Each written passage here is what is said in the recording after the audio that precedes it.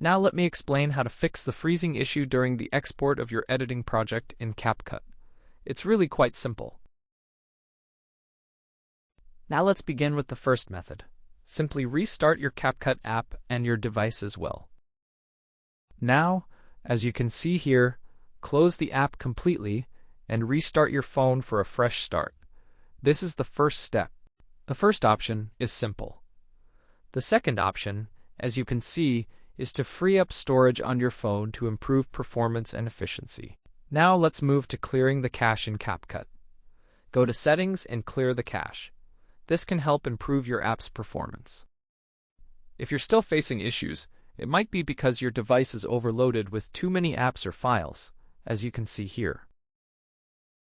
The video you are editing, for example, let's choose something like this. As you can see here, if your video has too many effects or motion elements, it can cause issues. To avoid issues, make sure to minimize the blur and effects in your video editing. Keep them to an absolute minimum, as you can see. If your phone is freezing, try carefully removing unnecessary effects that you really don't need in your video editing. Remove those elements. As you can see, I think this will greatly help you during the export process here. You can easily click to change the resolution settings.